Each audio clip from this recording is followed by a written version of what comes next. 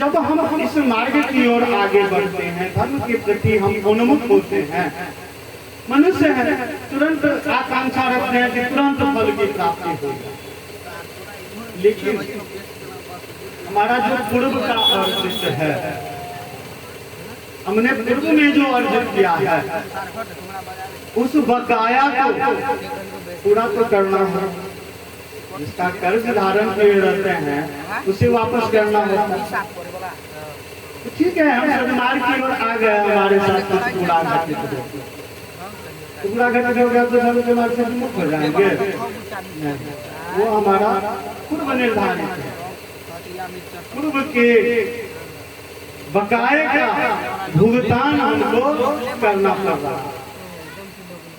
साथ ही साथ उस नारायण के द्वारा हमारी जांच की जाती है, परीक्षा लिया जाता है। जिस तरह से बच्चों को विद्यालय में नामांकित करवाते हैं हम लोग, परीक्षा ली जाती है समय समय। पहले होता था हम लोग के समय तक बस 2 परीक्षा, छमाही और वार्षिक सालाना, फिर बदला रूप 3 हुआ, 4 हुआ। वर्तमान समय में क्या हो गया है कि अधिक दिखावा के लिए, ताम झाम के लिए निजी विद्यालय, निजी संस्थानों के अंतर्गत व्यवस्था में दोष नहीं है, अच्छी बात है, लेकिन क्या हो गया, साप्ताहिक जांच, वीकली टेस्ट होता है। तो जब बच्चों को हम पढ़ाने के लिए भेजते हैं, आज नामांकन करवाए तो 1 सप्ताह के बाद ही इन संस्थानों के द्वारा उसका मूल्यांकन किया जाता है कि उसकी कैसी स्थिति है। तो वही जांच, उससे थोड़ा सा ज्ञान होगा, उसके लिए तो साप्ताहिक जांच हुआ, और जिससे संपूर्ण ज्ञान की प्राप्ति हो जाएगी, मोक्ष की प्राप्ति होगी। उसके लिए भगवान जी परीक्षा नहीं लेंगे, उसके शिक्षक तो भगवान हैं, तो परीक्षा लेंगे। तो परीक्षा लेते हैं, देखते हैं कि अविचलित होता है कि स्थिर रहता है, इसका पांव डगमगाता तो नहीं। तो कभी भी ऐसा बहुधा देखा गया, धर्म के मार्ग पर तो चलो खेल कहाँ बढ़िया तो परीक्षा है। 2 बातें आती है, पूर्व का आपका किया हुआ जो अर्जन है, आपने जो ले रखा है, उसका भुगतान आपको करना होगा। साथ ही साथ आपको ईश्वर के द्वारा, नारायण के द्वारा आपकी जांच की जाती है। इसलिए कभी भी धर्म के मार्ग पर चलते हुए विचलित नहीं होना चाहिए, और उस परीक्षा में सफल हो जाने के बाद भगवान के द्वारा जिस फल की प्राप्ति होती है, उससे जो आनंद मिलता है वह चिरस्थायी हो जाता है, सदैव। बोलिए भक्तवत्सल भगवान की। इस प्रकार अब कथा आरंभ कलयुग के दृश्य से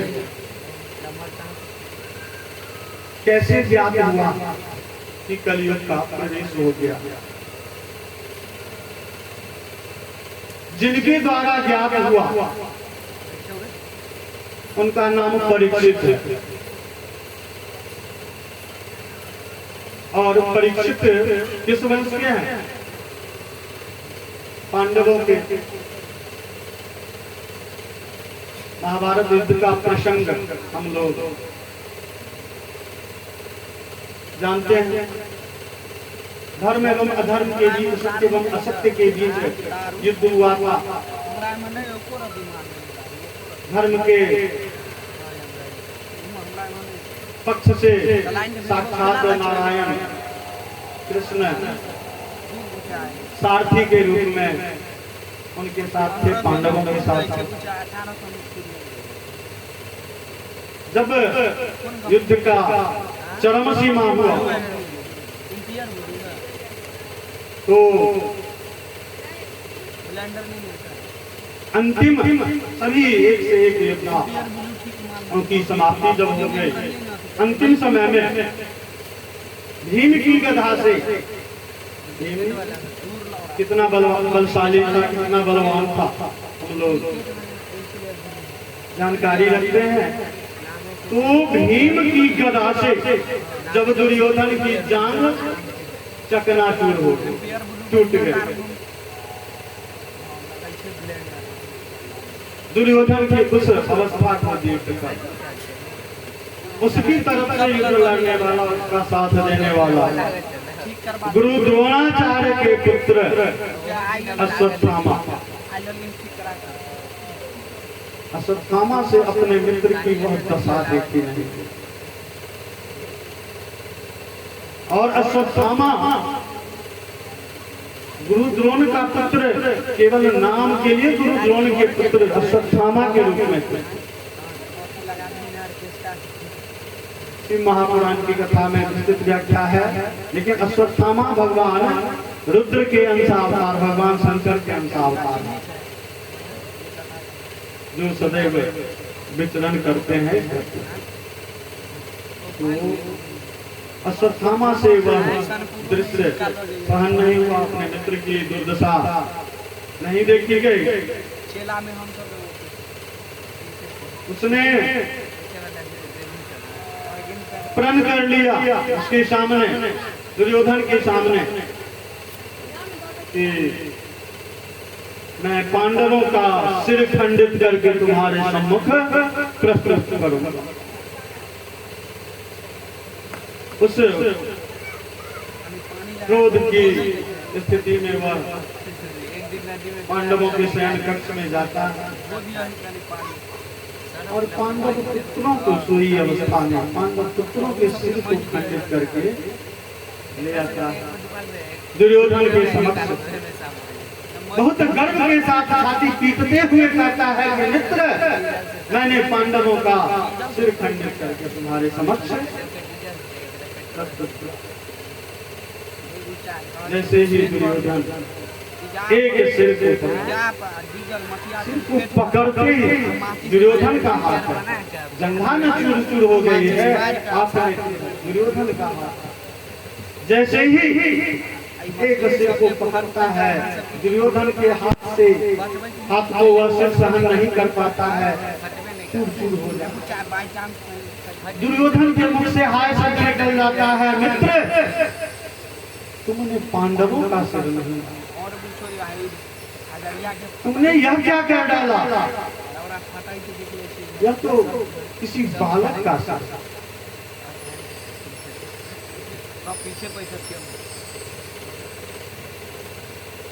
जिस मित्र ने अपने मित्र की दशा को देख करके प्रण किया और ला करके दिया, इतना भीषण युद्ध हुआ।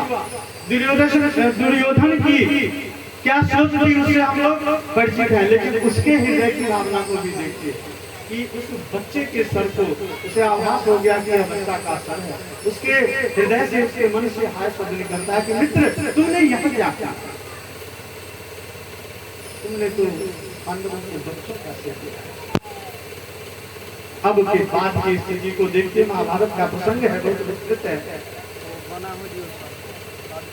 इसके बावजूद भी अश्वत्थामा का क्रोध शांत नहीं होता है, वह पुनः निकल करता है। इधर की स्थिति क्या होती है? अब जिनके पांचों बालकों की हत्या हो गई हो, उनकी स्थिति क्या हो? सोई हुई अवस्था में छोटे छोटे बालक हैं, उनके पुत्रों की हत्या हो गई, उनका सिर काट करके ले जाए। द्रौपदी का विलाप देख करके अर्जुन प्रण करके निकलता और अश्वत्थामा की ओर दौड़ता है। अश्वत्थामा देखता है कि अर्जुन क्रोधित होकर के आ रहा है, इसका सामना करना मुश्किल है। अश्वत्थामा भाग रहा है, अर्जुन उसका पीछा कर रहा है। आगे चलकर दोनों के बीच युद्ध होता है, ब्रह्मास्त्र का प्रयोग किया जाता है, आपस में टकरा करके उत्पात होता है।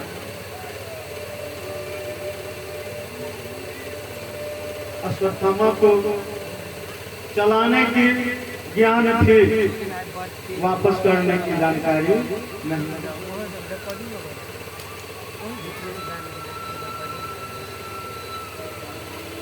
अर्जुन के ऊपर साक्षात नारायण का, भगवान श्री कृष्ण का वरद हस्त था। अर्जुन के द्वारा अश्वत्थामा को बांध करके लाया जाता है द्रौपदी के समक्ष, इस दुष्ट का अंत कर देंगे।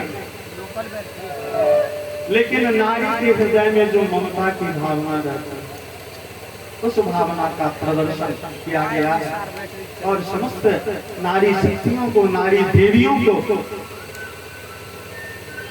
वंदित करते हुए कहा गया है कि वास्तव में हे नारी, हे देवी, आप साक्षात ममता की प्रतिमूर्ति, आपको सदैव नमन। अब जिसके पुत्र के सिर को खंडित करके ले गया, उसको पकड़ करके लाया गया, सम्मुख रख दिया, प्राणदंड की बात की जा रही है, लेकिन विनती करने पर कहा जाता है कि छोड़ दो, अश्वत्थामा को छोड़ दिया। लेकिन जिसके हृदय में कुटिल भावना उत्पन्न हो जाती है, वह समाप्त नहीं होता। प्राणों की रक्षा की भीख मांग करके अश्वत्थामा को प्राण प्राप्त हुआ, मुक्ति मिली, फिर भी उसके हृदय से बदले की भावना नहीं गई।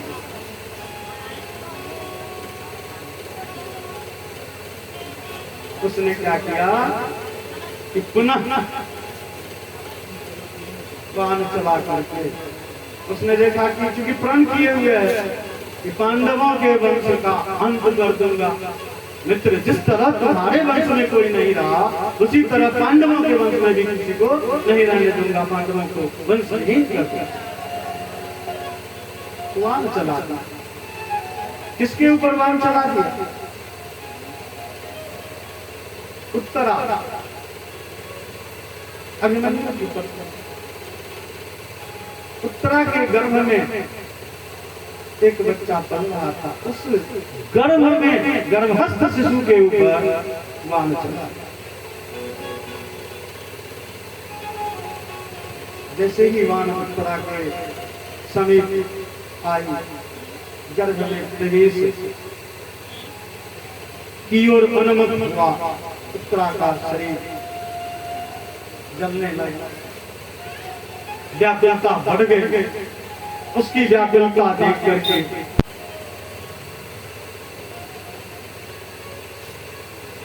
द्रौपदी एवं उत्तरा दोनों के द्वारा भगवान कृष्ण की स्तुति, नारायण की स्तुति की। भगवान हे कृष्ण, हा कृष्ण, इस कठिन घड़ी में आपके सिवा कोई रक्षा करने वाला, हे कृष्ण रक्षा कीजिए, हे कृष्ण रक्षा कीजिए, बताएगा। भगवान अपने भक्त के संकट की घड़ी में सदैव रक्षा करवाया। भगवान ने उस अचूक वान के प्रभाव को समाप्त करते थे। भगवान को स्वयं ज्योति पुंज के रूप में, लोग कहते हैं कि बनावटी है, बिजली का प्रयोग करते हैं, करंट, अभी बोल रहे हैं कि ठीक से दो करंट उत्पन्न होता है, शॉर्ट सर्किट होता है, देखते हैं कि जल गया। सबसे ये शॉर्ट सर्किट तो हुआ बनावटी। भगवान जी जो शॉर्ट सर्किट करते हैं, बारिश होती है, बादल में हम लोग देखते हैं, आंखें सुंधी आ जाती है, डर हो जाता है, छिप जाता है। वही विद्युत के तरंग के रूप में भगवान उत्तरा के गर्भ में प्रवेश करते हैं और आवरण, चारों तरफ आवरण, सुरक्षा चक्र स्थापित कर देते हैं, जिसके फलस्वरूप भगवान अपना प्रभाव नहीं दिखाता। इस प्रकार उत्तरा के गर्भ की रक्षा होती है। भक्तवत्सल भगवान की जय हो। अब नाम क्या है? उस गर्भस्थ बालक का जब जन्म हुआ, उसका नाम रखा गया परीक्षित। साहित्य में 4 प्रकार के शब्दों का प्रयोग है। आरंभिक शब्द, आरंभिक भाषा, संस्कृत भाषा, आदिम भाषा। तो संस्कृत के शब्दों को तत्सम शब्द कहा गया है और इसका बिगड़ा हुआ रूप जो होता है तद्भव होता है। जैसे अग्नि भी हम लोग कहते हैं और अग्नि का बिगड़ा हुआ रूप आग, आग प्रयोग करते हैं। तो ठीक उसी तरह से परीक्षित का जो अर्थ हुआ